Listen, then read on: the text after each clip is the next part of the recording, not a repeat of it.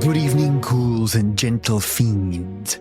This is Stories, Fables, Ghostly Tales, and I'm your host, the Tale Teller. Tonight's descent is a little crooked, stranger than most, an experiment stitched together from rib bones and moonlight, told from the inside of a living dungeon, where a werewolf learns the hard way that some doors don't lead out, they lead through. It's visceral, it's haunted, and it breathes back. I'm trying something new with this one. Long, immersive passages, ritual-heavy horror, a harvest night vibe that follows you home. If it crawls under your skin, tell me. If it doesn't, tell me that too. Your whispers sharpen the blade. Drop your feedback in the comments, send a raven to the inbox, or leave a review so the hedge remembers your name. I know that these sort of tales don't always land with everyone, so I'm really genuinely keen to hear your thoughts. Hit or a miss, let me know, and I'll take that as direct feedback for the next stories that come up in this vein. So, lights low, windows latched, keep something sweet on the step just in case. This is the Dungeon of Black Moon, and I'll be with you on the other side of the door. The Dungeon of Black Moon. The stone under my cheek wasn't just cold. It was the kind of cold that makes a tooth ache, even if you're not biting down. The kind that settles in and starts a little tapping in the nerve. A metronome you can't shut off. It tasted like pennies and the underside of a crow's wing. Feathers and iron and something old that got wet and never dried right. I was halfway between skins. The bad middle ground where your body hasn't decided if it wants to be you or the other thing. Tendons pulled like knotted wire. Hands that don't know whether to grip or curl into paws. Every breath scraped the inside of my throat like someone had lined it with dead leaves and mouse bones. Somewhere in the dark, there was a drip with too much life in it, and the sound wasn't water so much as a pulse with ideas about gravity. I remembered the moon in the way you remember a house you burned down. Angles and flares and the way the smoke turned the stars to grease. I remembered a woman screaming, not mine, not yet, and the cut off of it like a tape torn out of a player mid-song. The rest was the pressure of the place leaning in, like a school hallway at night after the heat's been turned off and the lockers hold secrets that get bolder when no one's around to hear them. The chamber had no corners. I don't trust rooms without corners. Corners are where air goes to rest, where shadows get tired and pile up, and you can at least count them. This place was round, a slick red gullet of a room, and the walls had the look you get from peeling old wallpaper in an abandoned mill. Layers under layers, some florals, some words, some handprints, all the histories stacked until they make a texture you know is telling a story you don't want to understand. Scratches ran in frantic palimpsests where claws had done desperate math and come up with nothing. One set still bled. The stink coming off that blood wasn't human. It had a green edge, swampy and reptile, like pond water full of snapped turtle smiles. Whatever it had belonged to was part of the wall now. The place digested its mistakes. I pushed up, every joint making quiet deals with pain, and the room breathed in. You feel foolish thinking a room can breathe until one does, and then you feel like a child again, counting steps to ward off the basement. The seam opened across from me, not with the logic of doors, but with the bad miracle of healed skin splitting on a cold day. The corridor beyond pulsed pink in the dim and smelled like a butcher shop floor on the Saturday before Halloween. All pumpkins and copper and sweetness that said something had cooked too long and was still on the menu. The hallway narrowed like it had opinions about my shoulders. My fur, what there was of it, hung in damp curls, stuck with flakes of black wax and grit. The walls had a give to them, a mattress no one flips anymore, and behind that give there was a flex, muscles turning or worms maybe. A migrant population making a living out of other people's mistakes. When my hand brushed the surface, it trembled, and the tremble sent a ripple down the length of the passage. Somewhere ahead, metal ticked, cooling. The first big room laid itself out like a prank that went too far and got promoted to tradition. Blue torches did their dog and pony show on the sconces. A pedestal waited in the center like a church kneeler, coated in a glaze of old prayers. On top, a small silver bell. It had the clean, smug look of something that's never done a day's work, and the bones around it, the spiral and nests and windrows of femurs and ribs, made it clear it had never needed to. They were arranged the way a child arranges candy wrappers on the living room rug, proud and private, ready for a parent who doesn't ask the right questions. The bell tugged at me. I could tell myself about wards and compulsion, about old runes and synthetic poison. But the truth sat simpler. Things that want ringing know the shape of the hand that rings them. My knuckles tightened. The pull got brighter and small. My back teeth hummed. The room leaned. Somewhere a memory tried to put on the pants of a reason. I dragged my claws across the floor, and the stone screamed like a cat under a porch. The sound cut the moment open enough to let me lunge sideways, and as I hit the wall, the floor let go, like a carnival ride that never passed inspection.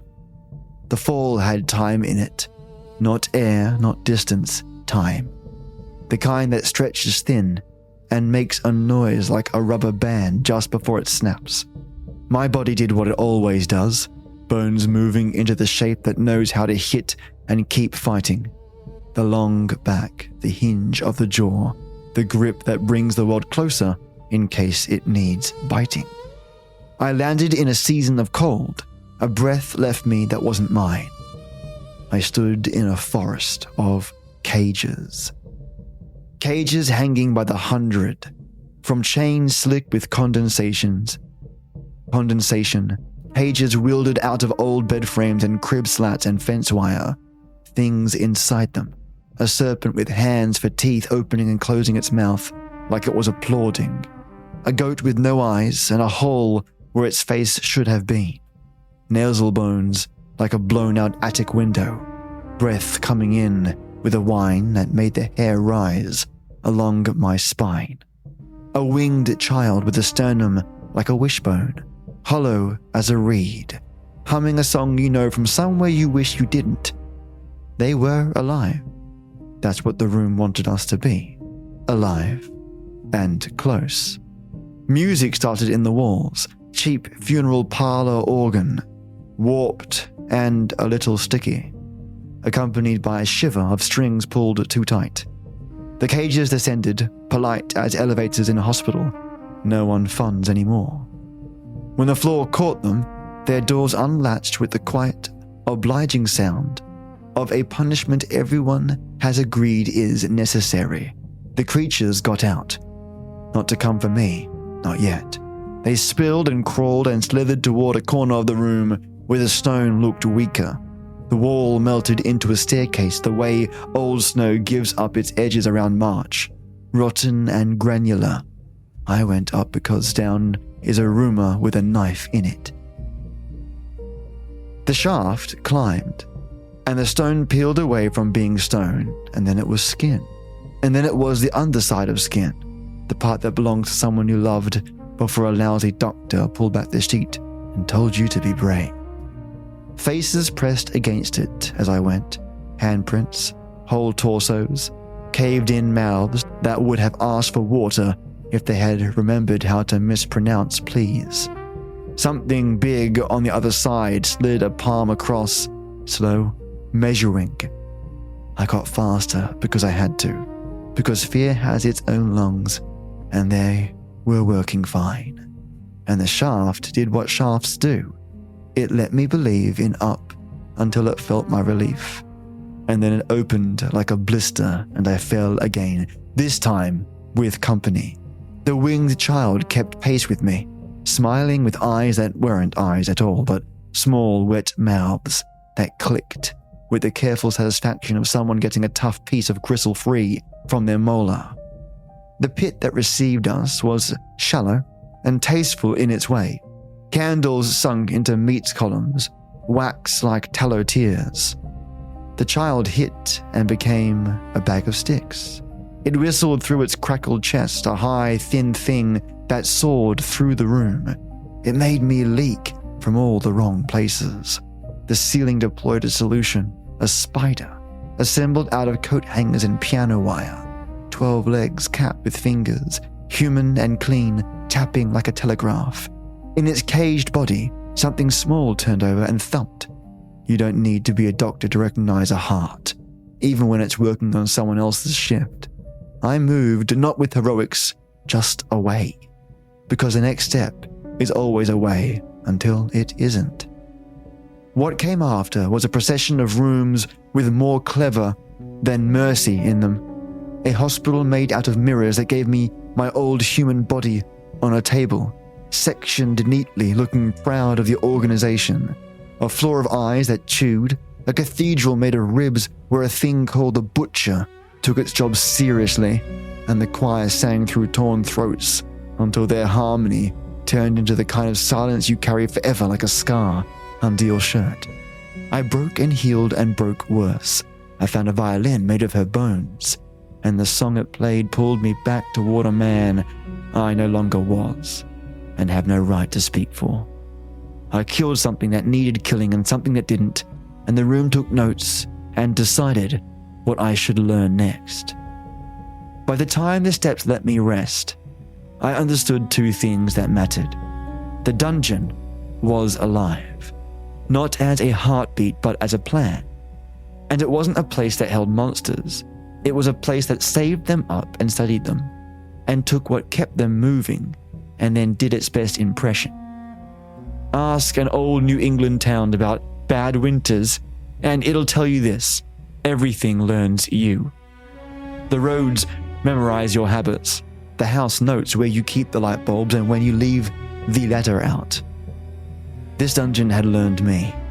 It was building a better version, one room at a time, sanding my edges with other people's screams. I kept going, because this isn't a notable option when the only other choice is to stop and let the place name you. I had a sister once. The truth of her sat in me like a rib that healed wrong. You can ignore it until the weather changes. Down here, the weather never changed. It was always Halloween and 3 a.m. Porch lights knocked out. Jack-o'-lanterns collapsed into orange grins that leak and stain the steps. The place smelled like that collapse, sweet and old and a little bit of dead. I promised myself I would see the end, even if the end saw me first and liked what it saw. And underneath that promise there was another, older and less honest. If the doorway out appeared, I would know enough to recognize it, and I would be someone I could live with on the other side. You lie like that when you need to keep your feet moving. The dungeon loves a liar, and even more, a runner. It lets them believe in both things until the bell rings. I kept my head down and my claws out and measured the rooms in scars, and the walls, patient as winter, kept learning my name. The noise hit like a dentist's drill in a bad dream. The kind where your jaw won't open far enough and the chair straps itself while the hygienist hums a song from your childhood you can't place. It wasn't loud so much as exact, a filament wire of sound tightened between my ears, vibrating until it made opinions about my balance. The corridor leading in had the dulled shine of a butchered deer hung too long, glaze over meat, a sugar of dried fat. The sconces burned a patient blue like gas heaters in rental basements. It had that non-profit smell. Bleach pretending to be cleanliness over something that already seeped into the grout. The walls in the hall were mouths, not the big stupid kind with dripping tongues, the small kind, coin size and lipless, set like rivets in old ship iron. Hundreds at first, then a field. Pale teeth clacked and worried at the air as if its taste lived there. A few chewed old phrases, strips of tongue and scalp that looked like clumps of dead grass pulled loose with a rake in April. They screamed the way wind screams, through a keyhole, thin and consistent and surgical. I pushed through fast, because that's how you beat a keyhole.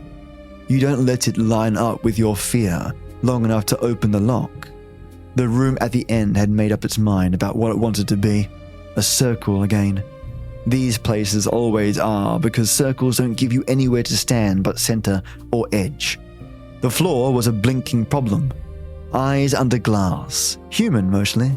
Some animal, some from something that decided evolution was optional.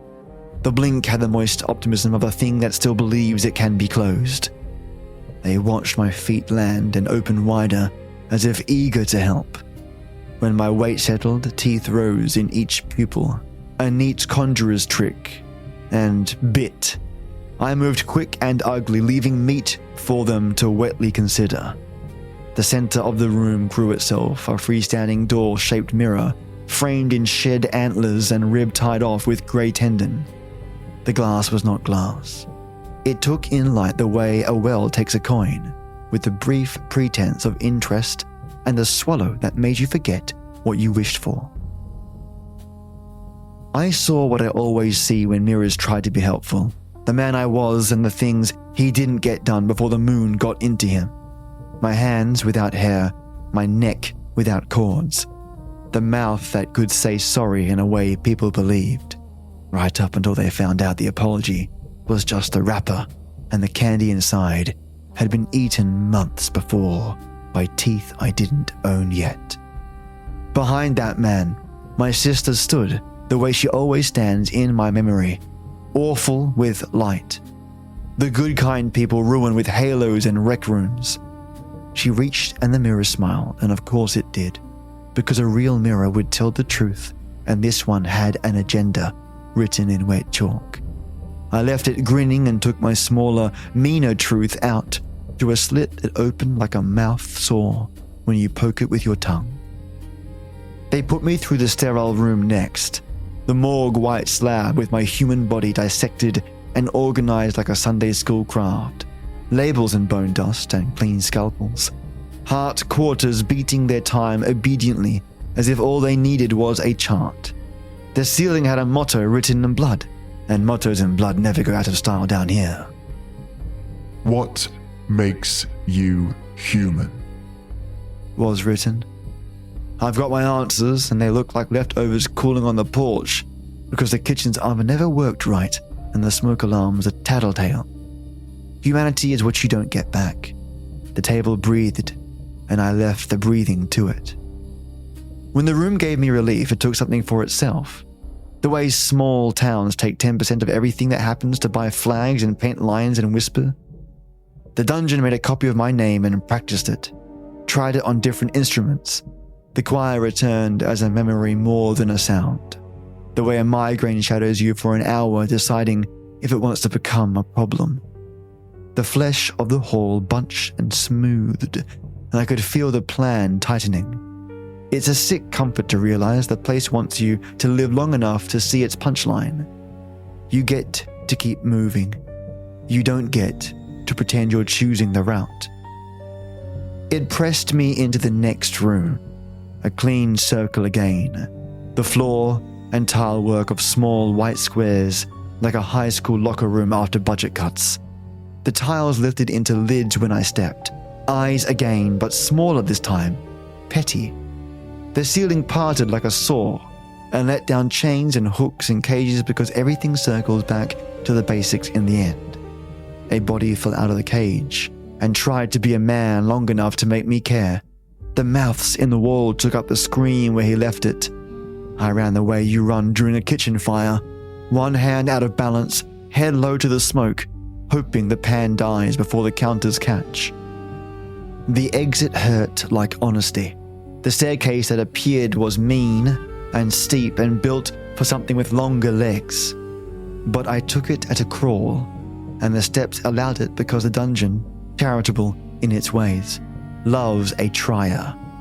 It led me up into a cold shaft where faces pressed through the membrane like fish through the skin of a frozen pond, in a story that makes kids leave the light on.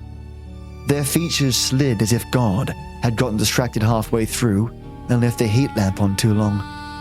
A hand as big as a school bus slid across the other side of the wall without malice, and that was somehow worse. The place didn't hate me, it simply had to do what it was built to do. When I finally slid into a resting dark that smelled like the inside of a November pumpkin, stringy and sweet and just a day from soft, I put my back to a wall that felt like bones stacked in a farmhouse cellar from the days before electricity, when cold was work you did as a family, and I took inventory. Ankles chewed and sealing, ribs bruised and bright, a mind that kept circling the same mile of road with no houses on it, a dog running ahead looking back, trusting me to follow. That's the worst part. The dog in you always trusts. Down here, they train that out of you one room at a time. I slept because you have to, even when you sleep into a jaw. And when the next bell rang, because there's always a bell, even when you don't see it, I got up and went toward the sound. The dungeon never stops being hungry. The trick is understanding it isn't the only one. The passage pitched me into a nave big enough to make a man remember he's small. A cathedral someone built out of bones when the lumber ran out and the choir refused to quit just because their throats did. The candles sweating down the walls were the wrong kind of wax, the kind you smell once and never mistake again. A kitchen fat stink over the quiet sour note of rot, and the air had the soft warmth a slaughterhouse keeps long after the soul slows. The architecture couldn't decide on church or abattoir, so it chose both. Ribs for rafters, pelvises for sconces, femurs mortared into columns that had learned how to lean without falling. The sound began where all bad sounds begin, somewhere you can't see, somewhere over your shoulder, and moved forward like a front of weather, not loud, precise, a tuning fork ringing in meat. The human voice boiled down to its wire, drawn through a harp strung with a larynx, each note a nail tapped to the head, perfect and patient.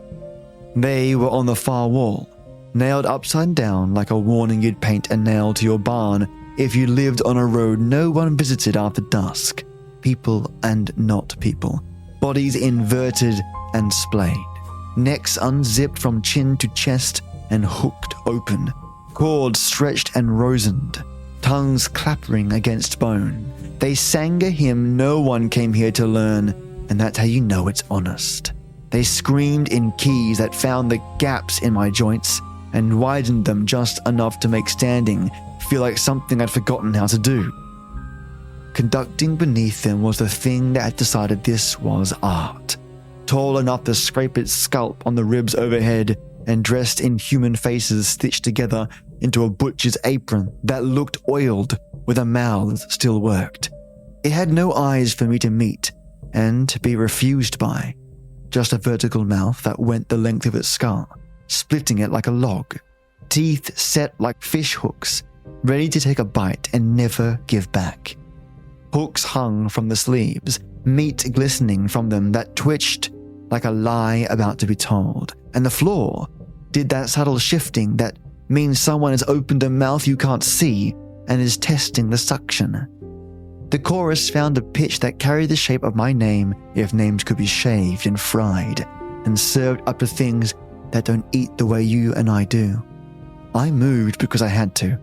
A wrong-footed lope that kept my belly off the worst of the floor, and the floor answered my turning into the obvious, tiles peeling back to show fanged circles A fairground ride, you walk until it decides it wants to chew.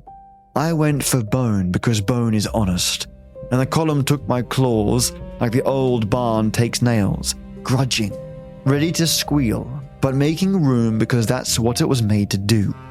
Above me, the choir changed key, a bright, precise pain that carried the smell of disinfectant and wintergreen, and from behind the conductor, from a shadow so black it felt manufactured, she came, dragging herself the way a nightmare drags, only as fast as your breath can go shallow. The woman in white who had sold me on immortality like it was a product and had never called when the warranty failed, burnt to a crisp in patches and fine as paper in others, embedded with teeth where eyes go, in the crease of the elbow and across the sternum like barnacles. She carried a bow. She didn't look at me. She turned herself sideways and rasped the bow across her own rib cage where someone had carved notches, and the sound that rose out of her was the worst kind because it was clean. Not a scream or a roar, a pure drawn note that ran under my skin like a cold wire and cinched, dragging me through myself toward a shape I hadn't worn in years, nails shrinking, jaw tightening, the old human posture rolling its shoulders under a coat that never kept the wind out. She was soaring me back into a human, into a man, and there's a special cruelty in that once you know what men are good for and what they're not. The butcher unfolded in the corner of my eye and came too fast for a frame that size. Hooks came for me, not to lift, to learn, testing where the meat parts, where the fur gathers, where the skin remembers how to be a door. I answered the only way I know. I took a piece of his own hardware out of his back, with a twist, under the jaw where a mouth that isn't meant to close needs a hinge. It made a sound like a knuckle cracking in an empty church, and the choir couldn't hold the note. Chords snapped and sweet hot blood came down from the ribs like someone broke a pipe. The violinist lifted her bow too slow, washed it in that white fire that's really just memory doing its worst, and was gone. The smell of salt and singe and far-off apples left behind like a school fair after dark. The butcher fell long, the way a tall thing falls when it's used to being the tallest and never had to practice. The vertical mouth kept singing without air to serve it. That was the first time I understood songs do not always need lung. When it was done, the quiet weighed. It didn't kill, it held me. I started to see the room the way you do after the shouting stops at the bar, and you can count the glasses and decide which one might have been yours. Hooks gleamed like promises, the choir hung slack, torsos folded into the shape of surrender that bodies learn the first time they're asked. On the floor where the woman had played, I found a smear of ash and a sliver of something that had been living bone, and now was a word. One letter of it anyway, the alphabet of a language that spells itself with scars. I put it in the pocket of the part of me that still kept pockets, and looked up in the rafters because that's where the sigh had come from. Something big beneath the bones shifting, like it heard the tune I was trying not to think about. I walked out with the sound of the choir lodged under my tongue. A splinter I would worry against my teeth when the rooms went quiet, and knew something I didn't want, that she had reached into the animal and found the man, and both of them hurt. And the dungeon was pleased, because nothing builds a better trap than a bruise you don't let heal. The hallway after the choir was a museum of bad reflection. Frames hung close together the way old family photos crowd a dead aunt's stairwell, each with glass that didn't quite do the job glass is hired for. The light was poor and grey with a green at the edge, similar to a storm that got lost on its way to the lake. And the walls had started sweating, a film that tasted faintly medicinal and like basement fruit gone to vinegar in jars nobody checked. Every mirror had a life in it, but they weren't mine so much as the lives people wanted from me. The man who never left town and brought himself a snowblower big enough to throw an engine block. The quiet caretaker who walks home late from the mill and eats his stew standing and sleeps sitting up and never howls even when the moon stands on the lawn and taps the window with a white knuckle. I saw him in one, a good man with bad nights, and a daughter who could have been a niece if you squinted and lied about the years. And the glass cracked like a grin when it understood I'd looked too long. And the man in the mirror mouthed the scream that glass makes when it's thrown away on purpose and hits wrong. They lifted from the walls, the frames, as if the gravity in the corridor had opinions, floating like album pages, torn and then glued back in the wrong order, surrounding me with versions that had learned different ways to make apologies. The air got thick and sweet with carpet dust and church punch, that cloying red that stains fingers and tongues, and one night in October, the floor of the parish hall, when some kid dropped the ladle, and everyone laughed until they didn't. I kept my back straight and my eyes down because the truth is still the truth. In 100 pictures, you stop in a hall like that, and it eats you. Not teeth first, but by inches, idea by idea, carving off the parts that object. The real mirror made sure I saw it. It came down from the ceiling like a guillotine that had taken a vow. A 10-foot fall and black as the back of a closed eyelid, framed in nothing but its own decision to exist. It didn't throw my face back at me. It pulled the light into itself the way a well swallows a dare. The air pressed at my skin, an old hand on the shoulder of a boy about to apologize for breaking the wrong thing. When it tugged, I held the wall and the wall went soft, and that softness was its own persuasion. There's a moment when you've already fallen but the floor hasn't agreed yet. The glass took me in before the floor could make up its mind. Inside isn't a useful word when words can't find corners.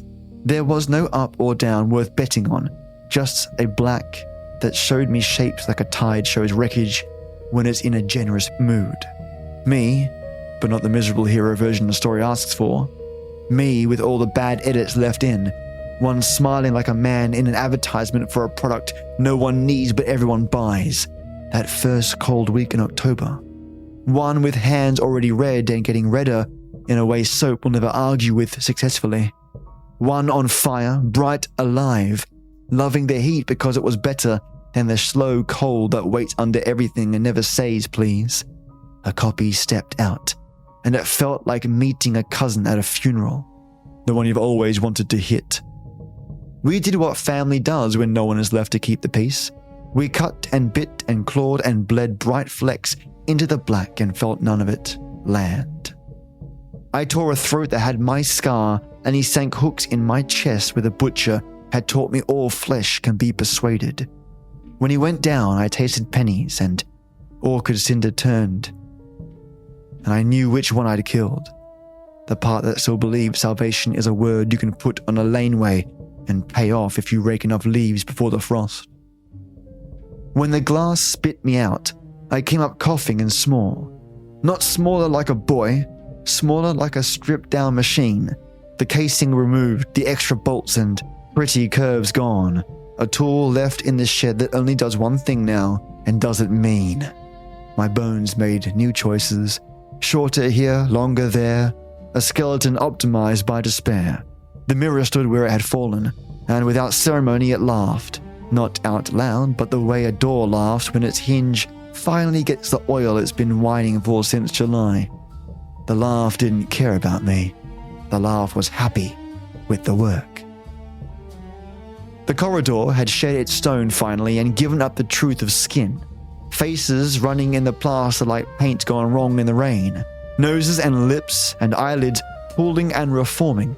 A slow river of features making a lullaby out of consonants. A hum you'd swear you'd heard in the next room your whole childhood.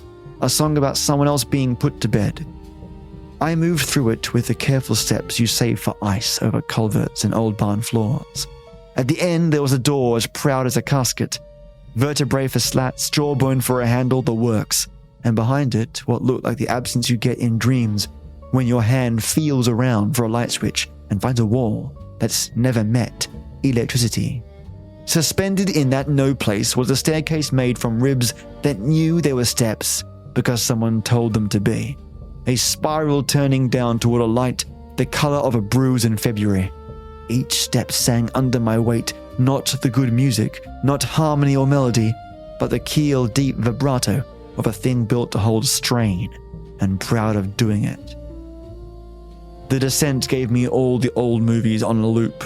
My father's silence, my mother's hands, the dog with the good eyes that went out to the shed one night and didn't come back, the field with the snow and the noise that wasn't wind, the moon smiling like a drunk relative who always has a present for you in the pocket of a coat that smells like cigarettes and apples.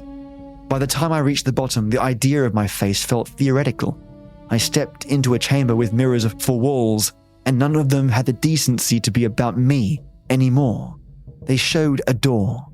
The door I had opened years back when blood was a fresh language, and I still thought there would be a teacher. The glass put my sister in every angle of it, all the ways she died, all the colors grief makes you mix it with the clean light of a late fall afternoon. In the middle floated her heart in a jar of air, beating the way a wound beats when you've walked too far in it and the pain hits its second wind. It kept time with the dungeon, and with me and with the dark under everything. I reached because of course I did. My fingers closed and the room shattered like ice does under a boot. And down I went again, but this time it wasn't falling. It was being sifted, sieved through versions, down past the man and the beast and the grief to the boy who still thought the world might be alright if you take your turn at the rake and don't cheat at cards. He looked at me the way small honest things look at large hungry ones, and I felt him drop the weight of a sentence into me without breath or tongue. You were always the house. And it's true. Some houses are waiting to be haunted, and some learn how. I woke small and edged and smiling wrong, and the walls took a step without moving. And the walls took a step back without moving. Memory settled into me like a slow poison, which is to say like medicine in the wrong dose, and the corridor ahead went quiet the way a good dog goes quiet before it bites. The temperature had the courtesy to drop, the way a barn goes cold in 1 hour near sundown when the day realizes it's done pretending. The hall did its long trick again, stretching 10 steps into 50, the walls stitched with clean cuts that leaked a tar smell like old basements and shoe polish, and the inside of a leather jacket hung in a garage that no one uses for a car. The room at the end was bigger than the inside of any building has a right to be, the chandeliers dripping vertebrae and haloed in green flame that didn't so much flicker as change its mind about whether it wanted to be from second to second. I followed the geometry because sometimes that's all you can do. Settle in and let the math carry you to the center. They were already eating when I arrived, and it was a relief, because there's nothing worse than walking into a feast of old gods and finding out you're the first course, and the host likes to carve at the table. These weren't gods with temples in the nice part of town and hymns on a board out front. These were the ones people left peaches for on stone walls and mustard to in fields when lightning got close. The ones you stop naming when the parish gets a new roof. They wore what they wore. One was a robe of skin that slid as if it had a mind of its own and didn't like the body inside all that much. Another was a stack of bones wrapped in wet shadow, mouths at the joints always mid-syllable, every word a bite. A third was headless but competent, tongues unfurling from the neck like wet streamers, tasting the air for offense. The table groaned with the very specific generosity of the timeless, meat arranged in geometry, organ sliced to elegant thickness, blood in chalices that hissed faintly as if disagreeing with oxygen.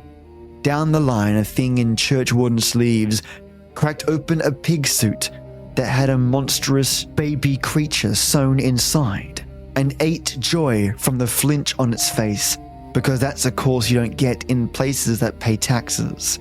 At the far end, the host sat lifted on a throne you could hear if you put your ear to it, the dental click of 1,000 saintly mandibles arguing, and its face was what it had at the moment because that's how it worked. A garment of faces worn one over the other, flayed anew, pressed to the blank, and made to speak. It turned one mouth toward me, and a voice rolled out. There had been several priests and a sheriff and my grandfather on the one night he came back loaded and talked without pausing to breathe.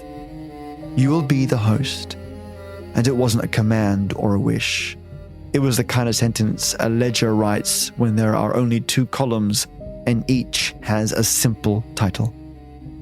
I ran a step and the floor turned to ham, slick and clutching, the meat learning my ankles and deciding they were better where I wanted them. The hall sealed itself with the practical ease of a school gym folding up the bleachers after the game. The gods kept eating without attention spread thin. The host tried on 3 faces to see which one I'd answer best and choose none, because what it really wanted was mine, hung fresh and raw and still trying to make words. They didn't cut the skin. They opened memory with knives, and the room filled with the washed-out colors of old home movies. The boy on the sled, the hot breath of a dog on the back of your hand, the 3 a.m. window pane rattling under a finger of wind, the way your sister said your name in a whisper when she needed you to tell the truth, and you told it wrong.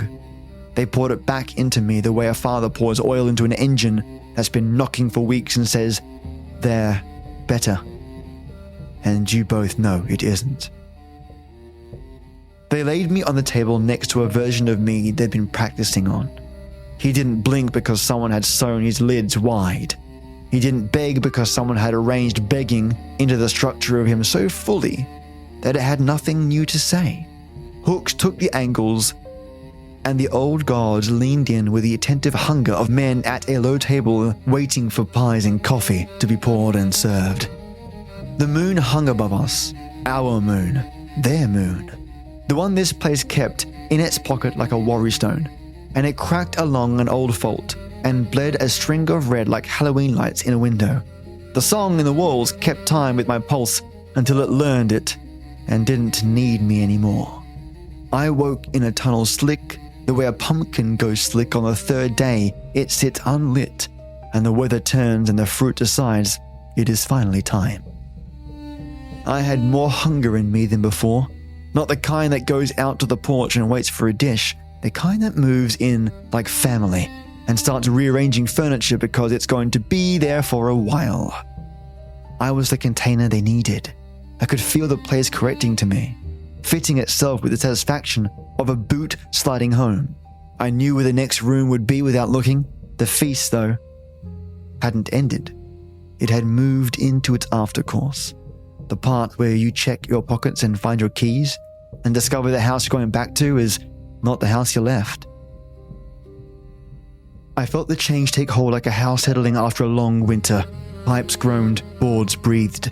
The hedge realigned itself by inches until there was a gap that had not been there yesterday and would be there forever now whenever the night needed it. The lane learned how to unzip. The old well behind the church remembered a deeper throat. The dungeon wasn't a building anymore. It was a set of behaviors embedded in geography. It would not roam county to county. The door opens once, and the anchor radius is fixed. It's here. I am not a free man in this arrangement. I am the host and the hinge. The hunger inside me is the operating key turned in a living lock. My presence throttles the harvest. As long as I'm alive and within range, the dungeon takes on a schedule and a limit.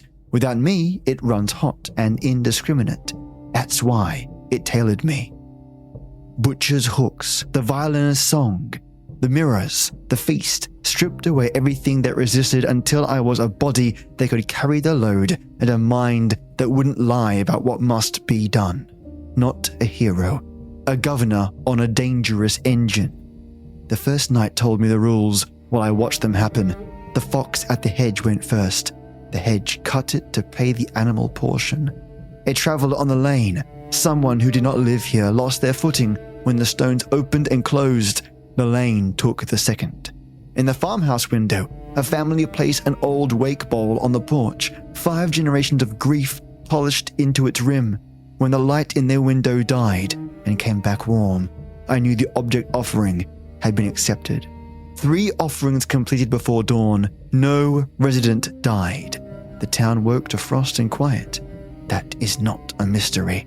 That is the system beginning. It runs like this once each year. On the harvest night, the dungeon exercises full authority. That night, thresholds can turn into mouths. The hedge cuts, the lane opens. The tithe required is 3 offerings. 1 animal, wild, 1 traveler, not a resident, and 1 cherished object with genuine weight to a living family. Meet the 3 and no resident dies that night. Fail to meet them, interfere with them, or try to cheat them with trash and trinkets, and the dungeon selects replacements from residents until the count is right. There is a constraint. It does not choose children first. It's hard-coded. Break the tithe badly, drag the night out long enough, and even that fails. Don't test it. You'll get warnings. You'll know when it's time. Lanterns will light without flame. A cold seam will appear in the hedge where there wasn't one. Tapping will move through walls as if a visitor is walking the hoists above you. There will be a single soft knock on a door that smells faintly of iron and pumpkin. That is not a threat. It is the countdown. Place the object on the step before midnight. Keep your doors latched. Do not answer bone knocks. Do not go into the hedge to fetch anyone. Do not try to pull someone back from the lane. I will be out there routing what needs to be routed. It is cruel. It is the difference, though, between 3 deaths and many. You may be thinking about undoing it. If I die, the throttle lifts. The door doesn't close. The dungeon continues. No schedule, no restraint, burning through the town until it burns itself out. If you had cut the seed out of me before it fused, the portal would have sealed. That time is past. The seed is gone from my body and present in the environment, metabolized into the place you live. There is no safe excision now. There is no priest or salt circle or bell that will revert to the machine. You survive it by using its rules. I will not leave the boundary. I can feel it like a fence in my bones. I will keep the count and keep the harvest on its night. If someone tries to interfere, vigilantes, heroes, fools, I will stop them. If I fail, if I go, if I am taken, the dungeon will harvest without pattern until it has enough, or until nothing here is worth eating. You don't need to respect me. You need to respect what I do. The rest of the year you will notice small things. Cold spots in stairwells, the well humming on windless days, misplaced keys that turn up on the sill you swore you didn't touch. Harmless until the night comes. On the night, do your part. Animal, traveler, object. That's right. Animal, traveler, object. It sounds like a story because stories were the only way to teach rules when paper got lost and ink ran. Now you have it plain. There's nothing to interpret. I stood in that field and watched the system finish installing. The scarecrow turned its head once to test the neck. The hedge tried its grin and then flattened it. The farmhouse window learned how to turn itself off and on. That was the moment the dungeon stopped being below and became here. I turned back to the door. It had already withdrawn into the hedge and became a gap only when needed. The once is over. The hinge is done. There will not be another opening night. There will be years of use. Hope is not complicated here. Horror with rules is livable. You know the rules now. Keep your windows latched. Keep something honest on the porch when it's time. Let me do the ugly work so your families wake up to frost and ordinary mornings. This is not an allegory. This is our town's operating procedure. I opened it. I will keep it from running hot. And if you hear the knock, step back from the door. It isn't asking for you. It's asking if we remember the agreement. Fare thee well.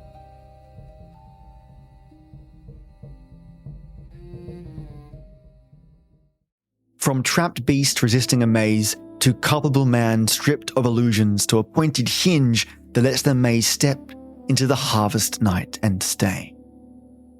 This is definitely one of the more esoteric, dreamlike, abstract stories I've shared during October and on this podcast. I hope you enjoyed it. If it's not your taste, I totally understand. It is very different to what I normally do. This story started off as a werewolf story in honor of my great friend and supporter, Lezosaurus Rex, and I think I will do another more dedicated werewolf story next Sunday. But I wanted this episode to be a little bit different, and I'm keen for any feedback that you have. Thank you all for listening, you absolute legends. If you like what I do, visit my Patreon, which is www.patreon.com/SFGT. If you have 10 seconds to leave an iTunes review, that would be fantastic. Or leave a review anywhere that you listen to me on your podcast platform. And now, mates, I want to say my special thank you to my wonderful Patreon supporters. And here I do it by name. You are not just a number, you are all so important to me. First up is my majestically brilliant Ode Night Tea Titan, Matto Star. When the dungeon hummed and the rib bells rang, you brew the kind of midnight tea that keeps a hinge from shivering. Your kettle sang over the bone brazier like a warding hymn, and the steam curled into sigils that told the mirrors to mind their manners. You poured strength the way a careful surgeon pours light. No spills, no waste. Steeping ode and night into a cup that tasted like star maps and second chances. On the staircase of ribs, when the steps started singing in the wrong key, you adjusted the brew, added one leaf of reason and a pinch of hush, and suddenly the descent remembered its etiquette. Even the black moon hesitated, sniffed the cup, and decided to beat a little softer. Thank you, Matto, for holding the threshold with both hands, for keeping the door polite, the monsters punctual, and my own heartbeat from getting ideas. In a house of hungry mouths, you were the warm, fragrant enough. Matto, you super freaking legend. Thank you so much for your support and your amazing friendship. I absolutely love reading your Patreon comments even whilst I was in Germany. I didn't get a chance to respond, but rest assured I absolutely will. And as always, no stress on the response for emails. Love you, mate. Have a fantastic week ahead. You are epic. And to my white tea warlords, Lezosaurus Rex, when the floor turned to mouths and the ceiling to opinions, you deadlift the atmosphere and re-racked the panic. Your reps echoed through the bone cathedral, clean form, monstrous gains. If the butcher had spotted you, he would have asked for tips. Thanks for keeping the bar loaded and the courage shredded. Thank you, Leza. I hope you're having a brilliant time at the gym right now. Stay awesome, have an epic week ahead, and happy Spooktober. Because I know it's your favorite time of the year. Cheers, legend.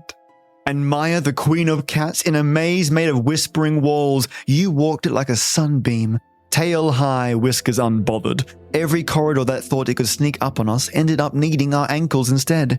Thank you for herding spectral felines, outpowering the choir, and reminding the mirror that curiosity belongs to cats, not curses.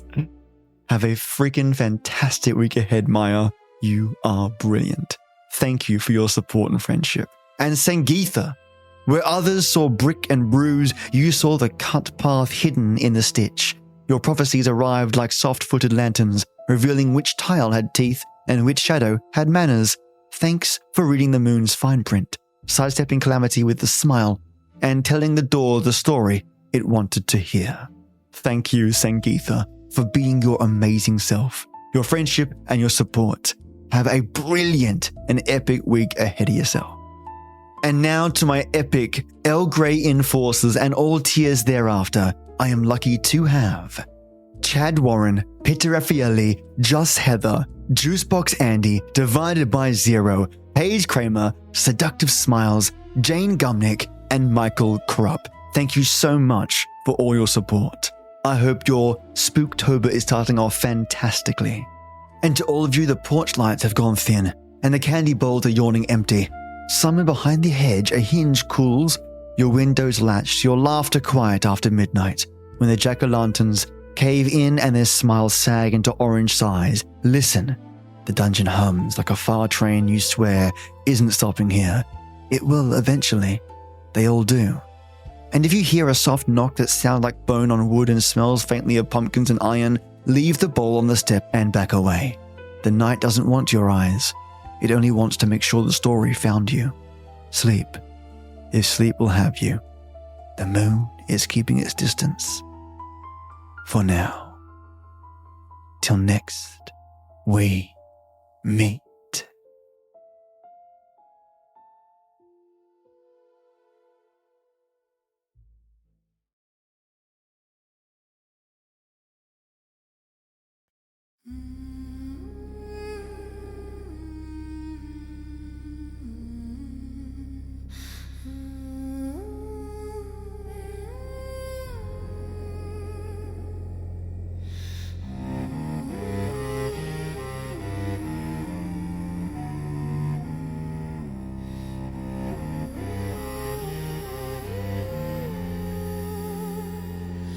Woke with iron on my tongue, moonlight in my bones, round room breathing, walls that swallow groans. Every step a prayer the mouths would never keep. Mirrors drank my face and called me back to sleep. I tore at the seam of the sky in the well. Choirs made of throats taught the stone to spell. Butcher's hook singing, violin of ribs. I bled out a map in the meat of the crypt. Open once, It doesn't open twice. I fed it with a heartbeat and paid the asking price. Now hedges learn to cut and lanes know how to bite. Horror with its rules and rules that hold the night.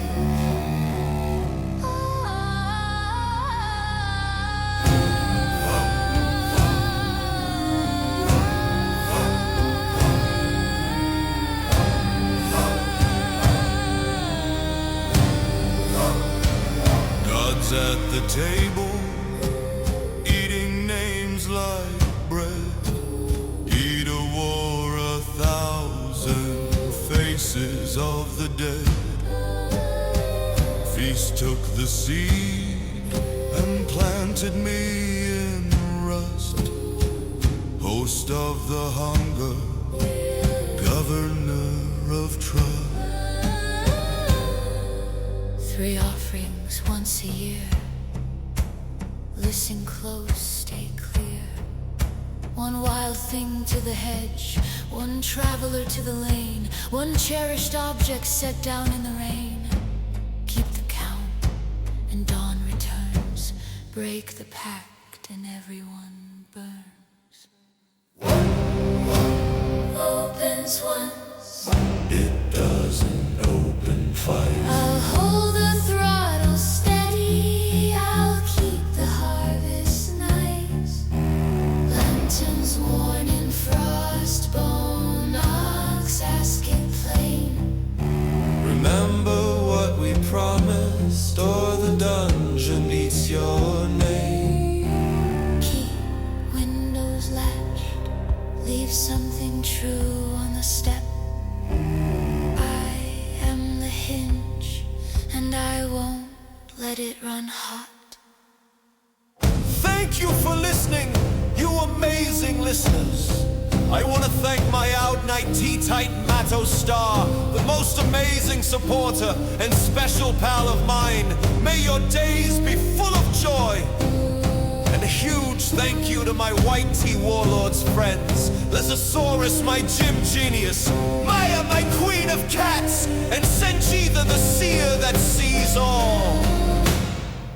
And to all my Earl Grey enforcers and tears thereafter, all my love to you all. See you soon.